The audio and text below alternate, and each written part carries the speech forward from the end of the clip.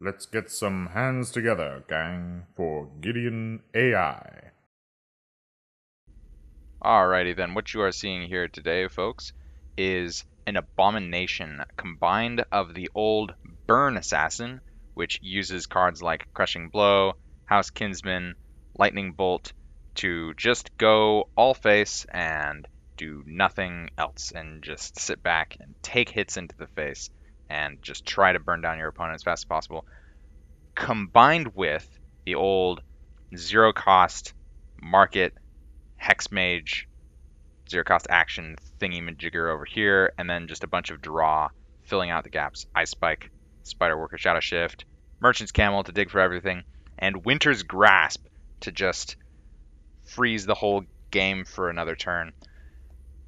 And this deck is actually doing better than either of its predecessors, because both decks have very narrow game plans, and this one can cut out all of the crappy cards that just barely made the cut.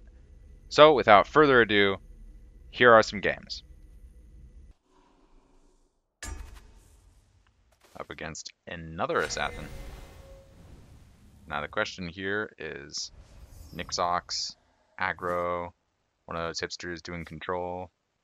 Who knows? All we really need is the combo pieces. So we don't even care about having anything to go on to. We just want Swindler's Market, Hex Mage. House Kinsman is also a really great card to have early because they have potential to get a significant amount of damage in before they get taken out. Thieves Guild Recruit on 2 and nothing else. Looks fairly passive. They cannot hope to outwit me. We don't want to lose the House Kinsman anytime soon, so... If I fall, the Hist will reclaim me. Now right here we can actually use Move in Shadows to sneak in and attack on the side lane. Or we can Crushing Blow. Crushing Blow would usually get us 3 damage to face. In this case we are just doing that anyway. Merchant's Camel is highly suggesting Nix-ox. There's Olfuk's Uprising, definitely Nix-ox. So at this point, we have pretty much all the knowledge we need to know. All the knowledge we need to know. And you just kind of want to play on curve. It doesn't really matter when you set up the Swindler's Market unless you're planning to use any zero costs, particularly early. And because we're up against a slower matchup, we ditch the 2 zero costs and grab ourselves another Merchant's Camel. Our opponent really didn't want to discard any of his deck, apparently. There's Winter's Grasp, could come in handy against this kind of deck. What have we here? Draw first, just in case. There's an Amira's Shrine. Let's just do some pretty fancy stuff. All too simple. Just giving our guy a little bit of guard, just in case the Istan Wolf uses a Shadow Shift on either of his creatures. Discarding 2 Genius Pass Mages right there. Very interesting. There's a Drain Vit. If he did have a Shadow Shift, that would have killed my House Kinsman, but now I actually get to cash in another 2 damage. Amira's Shrine going up. Get to, or have to, throw out another zero cost, but we get to cycle through a bit more of our deck. And we really need some heavy hitters. Thievery and Lightning Bolt are really good to see here. Ooh. See that coming down. It is time. Hopefully he doesn't have the Mentor's Ring combo capabilities. Otherwise we'd, that Winter's Grasp is just a dead card. Huh. Well, there goes some prophecies. Are you listening to me? You'd better be. It is really good to see those prophecies gone. There we go. Cashing in a bit of heal. Observe. Looks like we might even just be able to kill him with this, assuming he doesn't have any other fancy crap stuffed up his sleeve. Okay, now we need a bit of damage. My scales move in shadow. But it looks like he didn't really draw exactly what he needed. Daggers in the Dark giving us some extra damage just because we have that Camel ready to go. And we could use Moon Shadows right there if we really felt like it, but at this rate, if we drew a Hex Mage, Moon Shadows could be lethal next turn, if, you know, assuming we're not dead. Looks like he's coming up short. What have we here?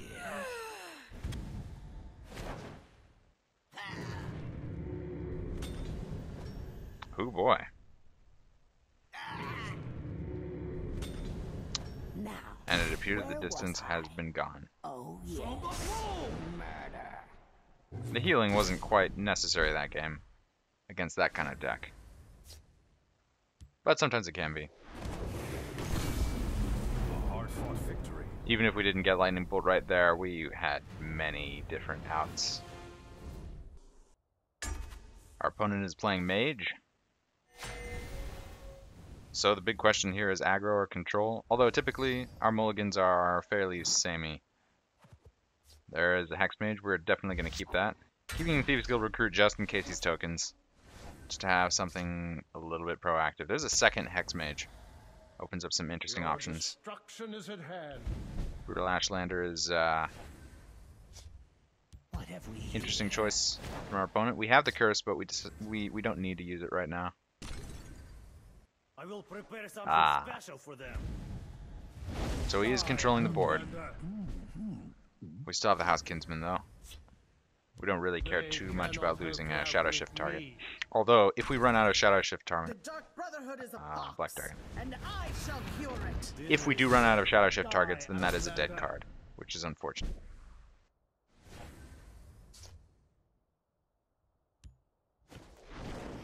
Shadow Shift here, make sure that we can cash in on that draw before we run out of dudes to use it on. Get that Dark Rift up and running.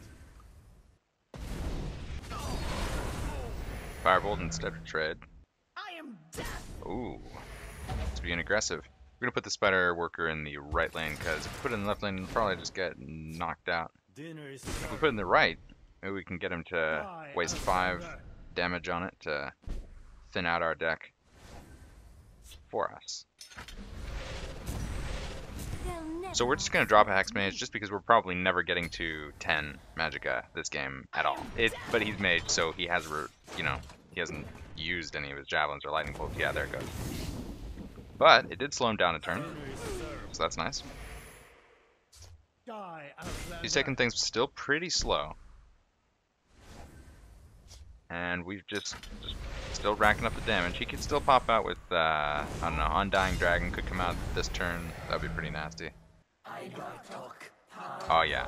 I am death. He's taking it real slow. Die, Outlander. He's still feeding us cards at a decent rate though. It's really good to see that Paralyze right there. Especially in case he comes out with that trained creature. But we are getting pretty much there in terms of killing him. Just as long as he doesn't get a Prophecy, They'll never outsmart me. Lightning Bolt, or Javelin. Both of which are very, very, very possible. If not, then we just win.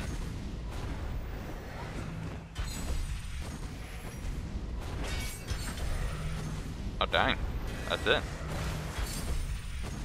Turn 7. Not bad. 3 overkill. Actually 4 if you count the Dark Rift. Here we go, Scout.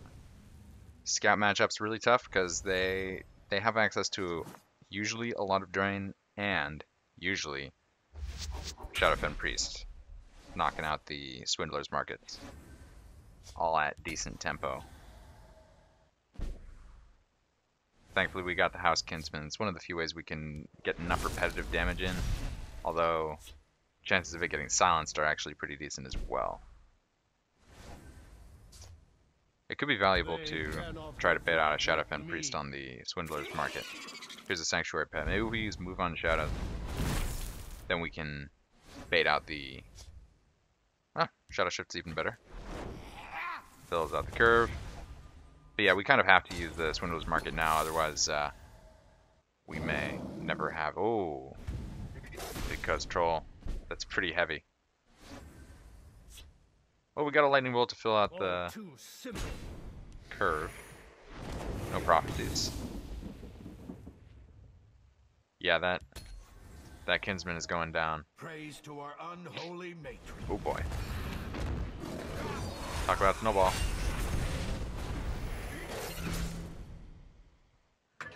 That was one of the few situations in which it would have been nice not to get healed right there. I have legal Ooh, sanction boy. to end your life. Brotherhood Sanctuary. And Lucian. That's pretty scary. So if he does go face right here, he'll draw us a ton of cards. So we should spend a couple just to make sure that we actually draw what we need. Because if we just draw a bunch of trash, and we end up with Hex Mage getting burned or another market, then we're really screwed. I have legal sanction Oh gosh. to end your life. This is getting really tricky because we want to draw a lot of cards. And we don't want to burn a lot of cards. We also don't want to die. Just doing business. And he's keeping me pretty low. So he's got 28 on board. Here. We can fix that, but the question is how. Thank goodness we still have that Swindler's Market up. But yeah, he could pretty much, we could draw 5 cards. Yeah, I'm all thumbs. Always make sure to emote tactically. I said the oops emote right there just in case. Oh boy, he's running a little bit of burst. Just doing business. But I did do the oops emote just in case he thinks that I paralyzed his smaller creature on accident. Prophecy Lightning Bolt, that's really nice. Oh boy. We're getting there. Oh, he gets a prophecy though. I fall. The hist will reclaim. Okay, that's pretty irritating.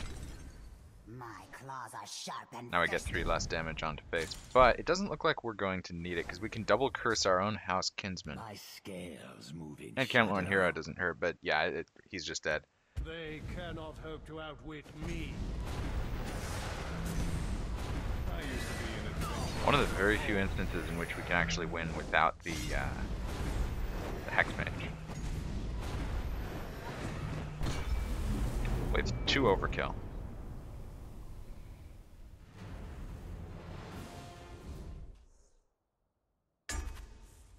Alright. Another Scout. But again, Scout can have a lot of nasty tricks. Let's see it. So we want to ditch Winter's Grasp. It used to be that we'd always want to keep it just because these are the kinds of games where you could reliably draw into things. But with the Burst package, that's a little bit different. You don't have as much cycle. Goblin Skulk is not nearly as scary from this deck's perspective because usually they're pulling curses, and when they're pulling curses, you don't really care. I mean, sure, it hurts your kinsman's and a little bit of chip damage. Oh, dang, he's got kinsman. So that thing, we basically have to make sure it never dies so that he never cashes in on that 3 healing. Every point of damage counts. So does every point of healing. That's why Protect the hist. drain creatures are so Simple. difficult to deal with. Yeah, he's just drawing curses, and hopefully we won't have to, well, play anything that gets cursed. If we can just draw into our market, then we'll be good to go right here. By bark and roots. Oh boy. Nice. So we're just going Fates. He's still not presenting too much threat, although... Shall we put in a dishonest Whew, taste, yeah, then? yeah, that can change. All too So now he's got a lot of damage on board, even if we use our Paralyze. Because he can always use a Tree Minder to buff that Preserver. They'll never outsmart We're just going to drop me. the Hex Mage because we have 2. We're not going to turn 10 with this deck. By Even bark though and it's likely that that just gets silenced. All too simple. Okay, it doesn't look like he has any way for lethal. Unless, no, yeah.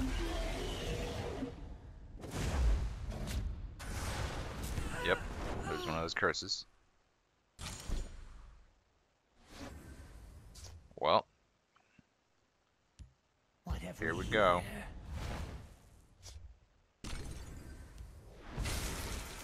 just gotta make sure that he doesn't have any kind of burst, What have we here? because some old timers are still running Crushing Blow. Yeah, that looks like it. That is game. They'll never outsmart me. Turn 7 is a pretty typical win timer for this. Oh, did I call a game too early? No, we had some overkill. But getting that 3 attack from the Thieves Guild. Oh no! Oh, that was okay. We needed the 3 attack from the Thieves Guild recruit with the blades. Okay. Huh. That was a lot closer than I thought it was. In hindsight, I tried out a lot of different cards, and it really is a very tight list in order to really accomplish what you're trying to do. I do think this is the better evolution of the previous decks. However, it's still not too great in today's meta. There's just so much healing going around. I did not share the games in which I lost turn 4 before doing anything. I also did not share vast amount of aggro games where I was able to just win because I drew in all my healing. I didn't share the games where the opponent just had a bunch of drain creatures and that's just GG, because you kind of have a fixed amount of damage. You go for 30 damage, and it's very rare to get any kind of overkill. And there's just a decent amount of healing and support destruction in this meta. So right now it's not too great. It's still really fun in an evil kind of way, just kind of ignoring everything. Like Crushing Blow face, turn 3. Lightning Bolt face, turn 4. And your opponent's just sitting there like, what? And then they lose. And that's just, you know, there's a little bit of joy in there for one person. Anyway, that's about it. And remember, go crazy.